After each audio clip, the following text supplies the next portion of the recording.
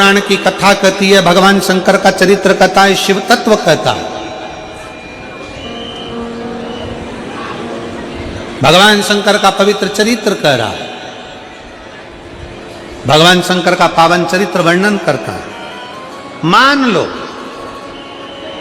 कोई व्यापार, कोई दुकान, कोई फैक्ट्री आपकी ठीक नहीं चल रही है, आप ठेला लगा रहे हो, सब्जी की दुकान लगा रहे हो, कोई दुकान खोलकर बैठे हो, कोई फैक्ट्री लगाकर बैठे हो, कोई व्यापार कर रहे हो और उस व्यापार में तुम्हें आनंद नहीं आ रहा, बहुत तकलीफ चल रही है, बहुत तकलीफ, सब कुछ करके देख लिया पर वो तकलीफ मिटी नहीं रही। तो थोड़े दिन, थोड़े समय किसी भी शंकर के मंदिर में बटकेश्वर महादेव के नाम से एक बेलपत्र चढ़ाने का तरीका जरा समझ लेंगे। आप अगर जिस दिशा में खड़े हो, अगर आप शंकर के शिवलिंग के इधर हो तो बेलपत्री का डंडी का मुख आपकी ओर होना चाहिए। आप इधर हो तो डंडी का मुख उधर हो, आप उधर हो तो डंडी का मुख उधर हो, आप इधर हैं तो डंडी का मुख इधर हो। बटकेश्वर महादेव के नाम से शंकर जी के मंदिर में एक बेलपत्री पर डंडी का मुख अपनी ओर होना चाहिए, जो डंडी है इसका मुख अपनी ओर। बटकेश्वर महादेव के नाम से एक बेलपत्र शंकर भगवान को समर्पित करो बटकेश्वर महादेव के नाम से, और बेलपत्र चढ़ाने के बाद में जो तुम्हारे कलश में जो जल है, लोटे में जो जल है, वो 7 बार, लोटे का जल 7 बार, 7 बार से मतलब है अलग से लोटा भरना नहीं है, 7 बार उसी लोटे का जल जब बेलपत्र डंडी समेत समर्पित कर दें, 7 बार उस लोटे के जल को 7 बार बटकेश्वर महादेव का नाम लेकर अपनी मन की कामना कर कर बाबा से विनती करते हुए कि बाबा मेरी ये छोटी सी अर्ज स्वीकार करते, 7 बार उस जल को चढ़ाओ।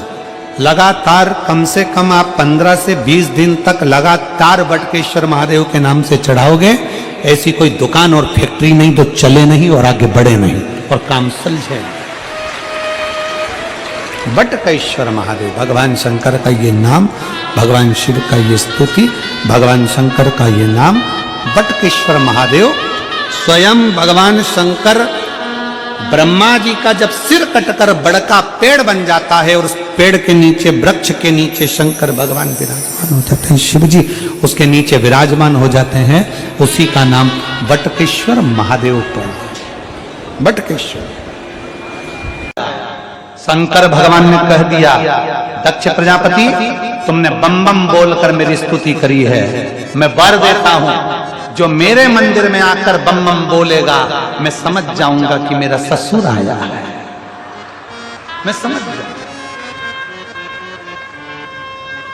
अब एक जगह हम कथा कर रहे थे, उस कथा में हमने कह दिया कि पुरुष अगर जाके बोले कि बम बम तो भगवान समझे ससुर आया। तो एक माता जी ने कहा अगर स्त्री बम बम बोले तो, हमने कहा सास, उसमें क्या दिक्कत? शिव तो शिव है, ओगड़ी तो ओगड़ी है। चले बाबा भोलेनाथ। सती मैया जलकर भस्म हुई, हिमालय राज के यहाँ गई। हिमालय राज के यहाँ जो सती माता जन्मी वो पार्वती माता के नाम से विख्यात हुई। बोल पार्वती माता की, माँ पार्वती के नाम से विख्यात हो गई। अवस्था देव ऋषि नारद ने कहा और देव ऋषि नारद के कहने पर धीरे धीरे धीरे धीरे माता पार्वती शंकर भगवान की आराधना में लीन हो गई। समय आया शंकर भगवान का विवाह माता पार्वती जी के साथ पक्का हो गया। शिव दूल्हा बने, पार्वती बोलो बोलो जमके दुल्हन। मैनावती नहीं चाहती थी कि महादेव जी के साथ में पार्वती जी का विवाह हो, पर पार्वती मैया कहती थी कि देवर्षि नारद ने कहा है कि मेरा विवाह शिव के साथ होना चाहिए और मैंने बाल्यावस्था से शंकर जी को अपना पति मान लिया है, इसलिए मैं उनसे विवाह करना चाहती हूं।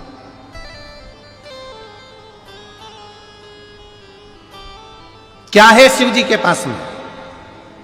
लड़का वो देखा जाता है जिसका पेट्रोल पंप हो, लड़का वो देखा जाता है जिसके पास जमीन हो। पार्वती जी ने कहा मां ये गाड़ी, ये बंगला, ये प्रॉपर्टी, ये जमीन तुमने मेरे लिए देखकर देवी दी और मालूम पड़े मैं चली भी गई और पहुंचने के बाद मान लो वो गाड़ी बंगला जमीन जायदाद सब शेयर मार्केट में चले गया, डब्बा गोल हो गया और मालूम पड़े सब सत्यानाश मिल जाए उन सामग्री का, तो फिर उस जगह पर तुम्हारी बेटी अकेली रह जाएगी, क्योंकि तुम लड़का श्रेष्ठ नहीं देखा कि जो कर्म में प्रबल हो, अपने बल में प्रबल हो, जो अपनी विद्या में प्रबल हो, जो कार्य के प्रति जागरूक हो, उस लड़के को नहीं देखा। तुमने केवल धन वैभव देखा, केवल धन वैभव। और जो कर्म संस्कार हो हमारे जीवन में बहुत जरूरी है, बहुत जरूरी। पार्वती जी को ज्ञान उपदेश देवादिदेव महादेव दे रहे हैं, ज्ञान उपदेश।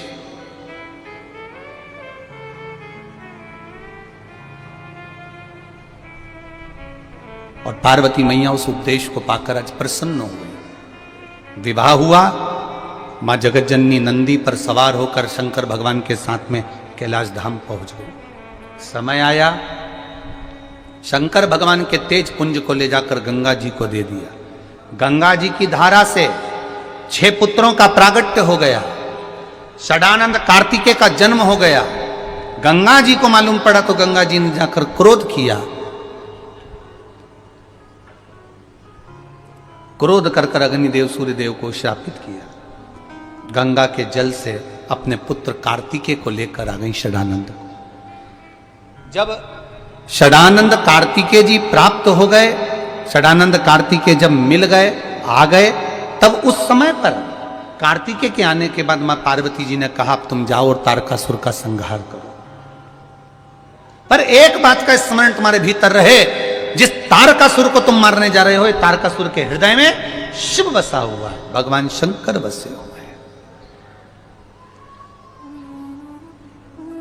कहा षडानंद कार्तिकेय ने कि मां तारकासुर तो असुर है, राक्षस। पार्वती जी कह रही भले वो राक्षस है, उसके हृदय में शिव बसा है, वो असुर है, उसके हृदय में शंकर बसा है। मैं तुझसे कहती हूं षडानंद कार्तिकेय, तारकासुर को मारना तो उसके हृदय में कोई बाण न लगे, उसके हृदय को घात न लगे। शरीर को छेदित करेगा चल जाएगा, पर हृदय को छेदित मत करना। मेरा शंभु विराजमान है, मेरा शंकर। सारे देवताओं की लिस्ट उठाकर देखना, सारे देवताओं में इंद्रदेव के दुश्मन मिलेंगे, असुर मिलेंगे, राक्षस मिलेंगे। आप भगवान विष्णु से युद्ध करने वाले असुर प्राप्त होंगे, ब्रह्मा जी के ऊपर आक्रमण करने वाले असुर प्राप्त होंगे। पूरे चरित्र को उठाकर देखो 33 कोटि देवताओं के, केवल शंकर भगवान से द्वेष रखने वाला एक भी असुर नहीं था। रावण भी भजन करता था तो शिव का करता था, शंखचूर्ण भी भजन करता तो शिव का करता, जरासंध भी भजन करता तो शिव का करता। जितने भी असुर हुए, जितने भी राक्षस हुए, ये शंकर भगवान के विरोधी नहीं थे, ये शंकर भगवान के द्वेषी नहीं थे, पर दूसरे के द्वेषी थे। इसलिए शिवजी प्रकट होकर इनका संहार करना चाहते थे। क्यों, किस लिए? तारकासुर ने क्या मांगा था कि षडानंद भगवान शंकर के पुत्र द्वारा मेरे प्राण छूटे? क्यों मांगा? क्योंकि तारकासुर जानता था शंकर भगवान शादी नहीं करेंगे। मैं मांगूंगा कि इनके पुत्र द्वारा मेरे प्राण छूटे तो इनकी विवाह होगा, नहीं तो ये विवाह भी नहीं करेंगे। शिव तत्व कह रहा है कनक कुंडला का विवाह रत्न भद्र के साथ हो गया। रत्न भद्र यक्ष की पत्नी बन गई कनक कुंडला। कनक कुंडला जब इंद्रलोक में गई तो इंद्रलोक में कनक कुंडला से पूछा कि इतने सारे देवता थे तो तूने रत्न भद्र को ही अपने विवाह के लिए क्यों चुना?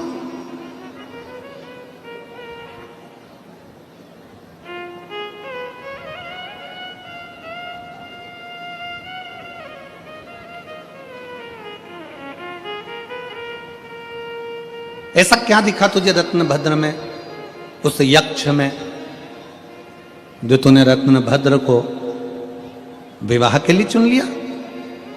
कनक कुंडला ने कहा कि मैं नृत्य कर रही थी, 5000 वर्ष निकल गए थे, पर वो दीप जल नहीं रहा।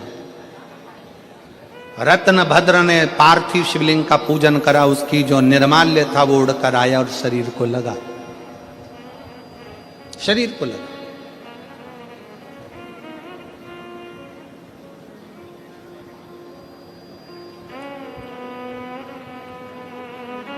आप सबके स्मरण में एक कथा होगी श्रीमद् भागवत की। भगवान कृष्ण ने अपने पांव की मिट्टी उठाकर खाई थी। खाई थी कि नहीं खाई थी? भागवत सुनी है कि नहीं सुनी है? सुनी है सबने? भगवान ने मिट्टी खाई कि नहीं खाई? खाई ना। भागवत जी में लिखा है कि भगवान ने मिट्टी खाई। तो किसी ने पूछा भगवान से कि भगवान तुमने ये मिट्टी क्यों खाई? भगवान कहते हैं जिस समय पर पूतना मुझे विष पिलाने के लिए आई थी, उस समय पर सबसे पहले पूतना ने मुझे दूध पिलाया था। और दूध पिलाते समय जितने ब्रज के बच्चों को पूतना स्तनपान कराते कराते आई थी, दूध पिलाते पिलाते आई थी, विष पिलाते पिलाते आई थी, सारे बच्चों के प्राण उनके मुख से छूटे थे और पूतना के स्तन में चले गए थे। मैंने दूध पीने के बहाने उन बच्चों के प्राणों को, ब्रजवासियों के प्राणों को अपने खींच कर पेट में रख लिया था। भगवान कहते हैं ये सारे ब्रजवासियों का उद्धार तो मेरे चरण की रज से हो जाएगा। मैं धेनु चराने के लिए, गाय चराने के लिए जाऊंगा। गाय चराने के लिए जब जाऊंगा तो गाय आगे आगे चलेगी, मैं पीछे पीछे चलूंगा। गाय जब वापिस आएगी तो मैं जब पीछे चल रहा हूंगा तो बाद में आते समय गाय के चलने से वो रज उड़ेगी तो वृक्षों पर गिरेगी, पक्षियों पर गिरेगी, पशुओं पर गिरेगी, ब्रजवासियों पर गिरेगी, तो उनको उनका उद्धार मेरे चरण की रज से अपने आप हो जाएगा। पर जो अंदर बैठे हैं उनका उद्धार कैसे होगा? तो मिट्टी उठाकर खुद खा गए। अपने चरण की रज को भगवान स्वयं पाले, अपने ब्रजवासियों के उत्थान के लिए, उनके उद्धार के लिए।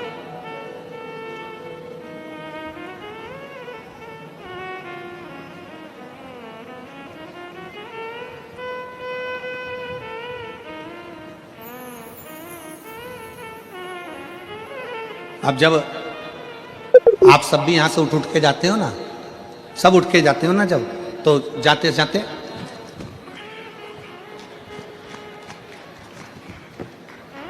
खूब झटकाया। पास में बैठी थी, जाते जाते पूरे माहौल जितने ग्राउंड में इतनी धूल उड़ा दी, इतनी रज उड़ा दी, इतनी रज उड़ा दी। जो सोचकर भी नहीं आया था कि मेरा उद्धार हो जाएगा, उसके भी मस्तक पर भगवान शंकर की चरणारविंद की रज चढ़ गई और उसका भी कल्याण, उसका भी उद्धार। कनक कुंडला इतने अच्छे अच्छे देव हैं, इतने सारे देवता हैं, तू उनसे विवाह कर लेती, पर तूने रत्नभद्र में ऐसा क्या देख लिया, उस यक्ष में ऐसा क्या देख लिया कि तूने विवाह कर लिया? कनक कुंडला कहती है मैंने बस एक ही चीज देखी है कि जिससे मैं विवाह कर रही हूं वो भगवान शंकर की आराधना करने वाला है।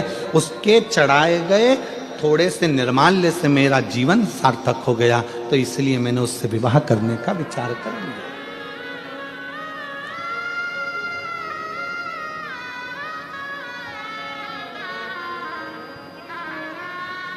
मेरा बेटियों से निवेदन है, आप विवाह करो, मना नहीं है, पर विवाह करते समय इतना जरूर देखना कि जिसके साथ विवाह कर रहे हो वो हमारे सनातन धर्म को मानता है कि नहीं मानता। वो हमारे भगवान का अपमान तो नहीं कर रहा, वो हमारे देवताओं का अपमान तो नहीं कर रहा, वो हमें भगवान से दूर तो नहीं कर रहा।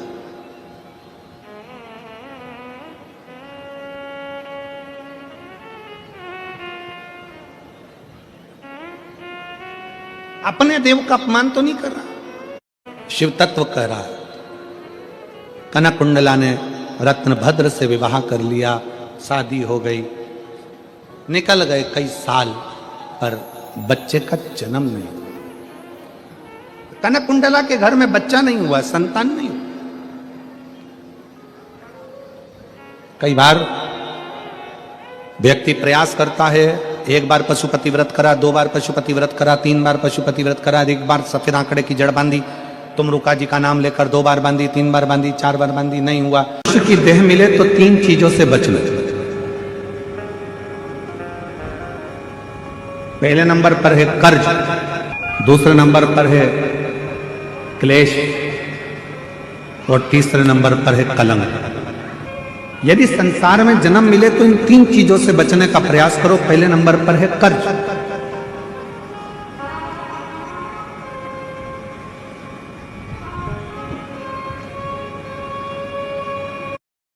थोड़ा सा भी कर्ज हमारे जीवन में अगर हो जाता है, थोड़ा सा कर्जा आ जाता है, तो वो कर्जा बढ़ते बढ़ते बढ़ते बढ़ते एक दिन हमारी जमीन को, हमारी जायदाद को, हमारे मकान को भी बर्बाद कर देता है।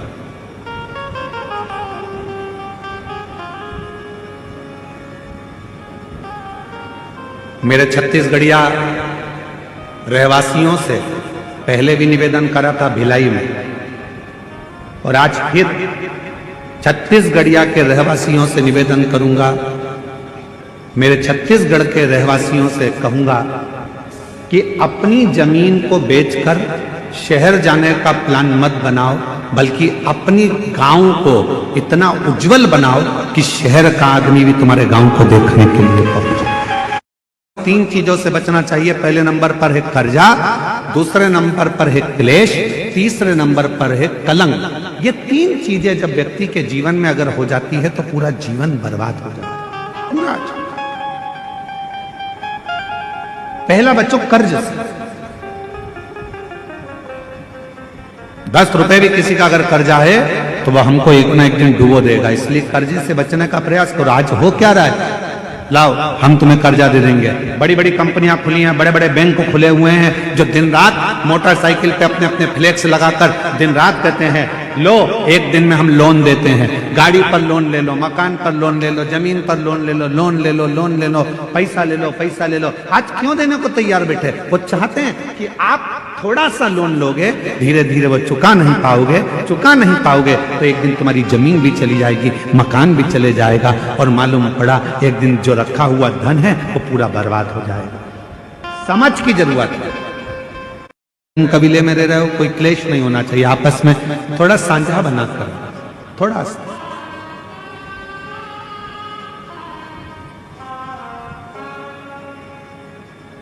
आप सबको मालूम से बच जाओ, दूसरा क्लेश से बचो।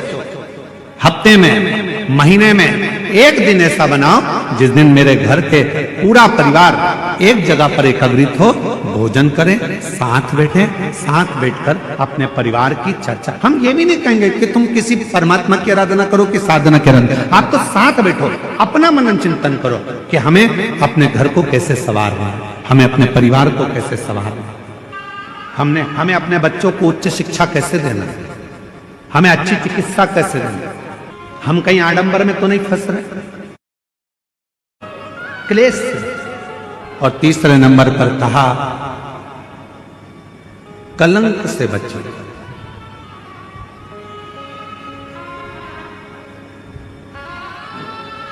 हमारे सनातन हिंदू धर्म में पतंग उड़ाने के लिए एक दिन दिया गया। यहां उड़ाते पतंग?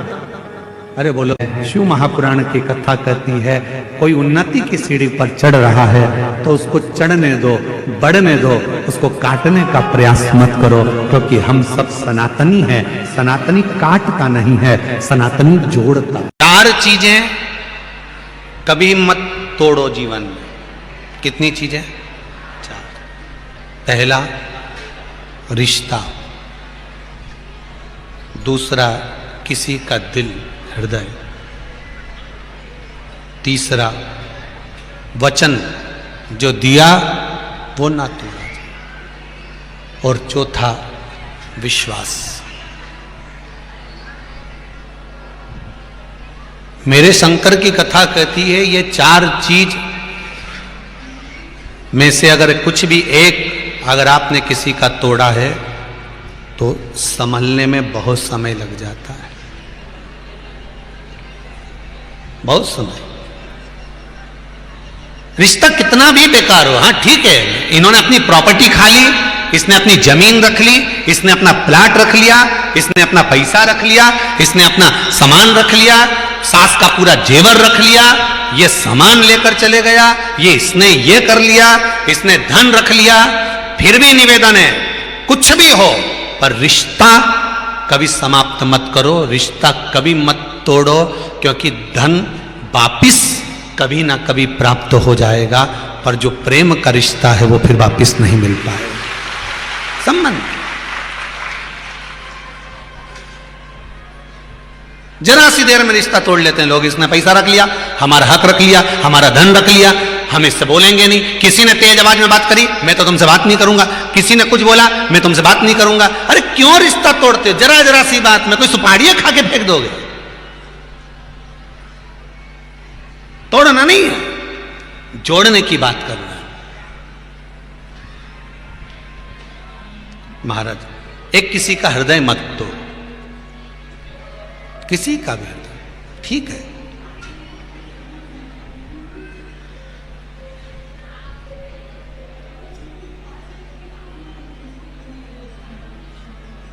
तीसरा, वचन अगर किसी को दिया है मत तोड़।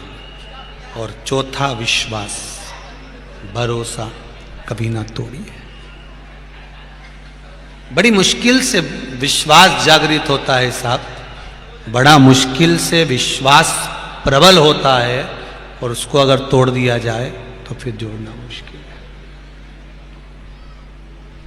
है। रही मन धागा प्रेम का,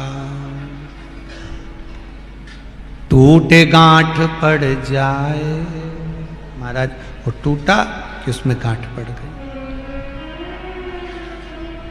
हम कई बार माताओं से कहते हैं, जीजियों, कितना भी विवाद घर में हो, पति से कितना भी झगड़ा हो, पर निवेदन इतना सा है कि अपने मुख से कोई ऐसा शब्द मत बोल जाना कि वो गांठ पड़ जाए हृदय में और जिंदगी भर भुलाई ना जाए।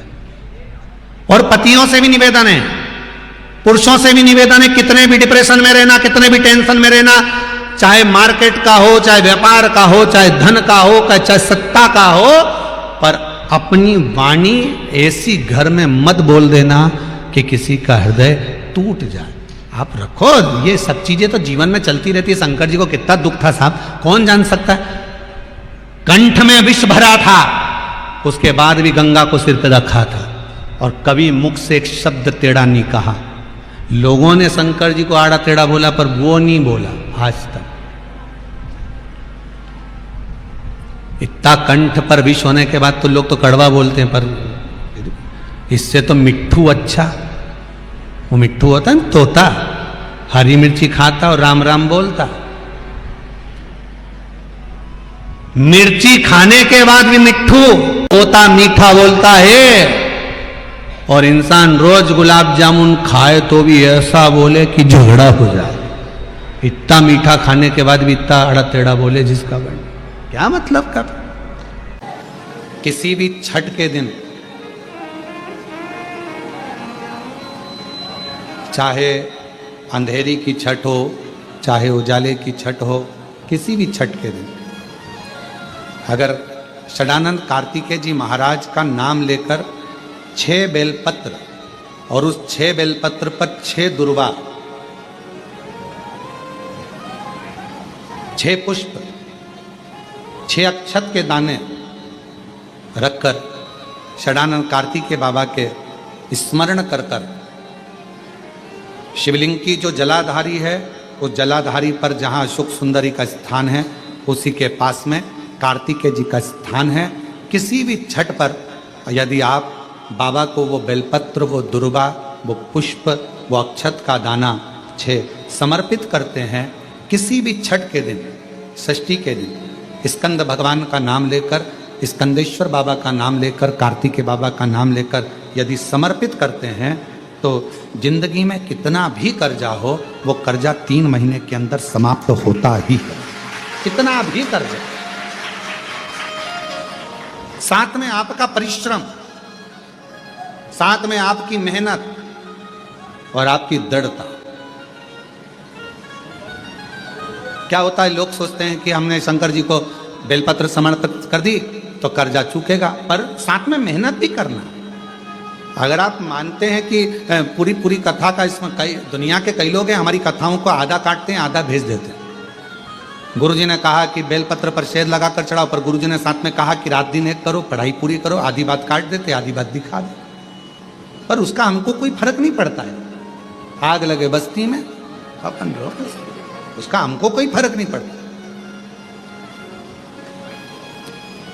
क्योंकि दुनिया का काम है गलत चीजें जनमानस में देना, जिससे बदनामी हो, आप शब्द बोले जाए, ताने दिए जाए, गालियां दी जाए, ये दुनिया की रीति है। बहुत आते हैं दिन भर में, कहीं कोई दबाव देने के लिए आता है, हम तुम्हारी बदनामी करेंगे, हमको 1 करोड़ दो, हम ये छब्बा देंगे, हम वहाँ से आएंगे, हम ऐसा कर जाएंगे, हम वैसा कर जाएंगे। बहुत आते, दिन भर का काम इनका, रोज का यही काम है, हमें ये करो, हमको वो करो।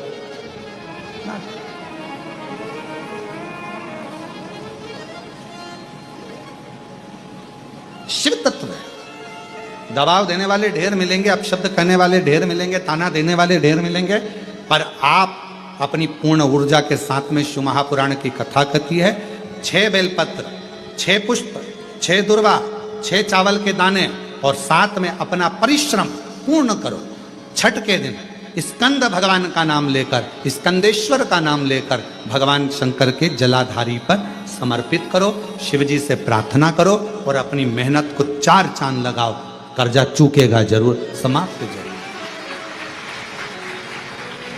कर्जा का मतलब ये नहीं है कि आप कर्जा करे हो तो मेरे से बन नहीं रहा, मेरे प्राण छूट जाए तो अच्छा, मैं तो मर जाऊं, मैं टेंशन में हूं, मैं डिप्रेशन में हूं, बहुत परेशान हो गया, ऐसा हो गया। ना ना, दुख आता है, जब सुख आया, सुख चले गया, तो दुख आएगा तो दुख भी जाएगा, दुख भी समाप्त होगा, उसमें क्या विचार कर। ऐसा तो नहीं है कि दुख समाप्त नहीं होगा, दुख नहीं जाएगा, सुख आया है। जब हमारे अच्छे दिन अगर समाप्त हुए हैं तो दुख भी समाप्त जरूर होगा, फिर वापस सुख आएगा। थोड़ा हिम्मत, थोड़ा धैर्य, थोड़ा हृदय पर भाव एकाग्रित करो कि नहीं नहीं, मेरा शंभु, मेरा शंकर, मेरा त्रिकालदर्शी, मेरा कैलाशी, मेरा अविनाशी, मेरा शिव, मेरा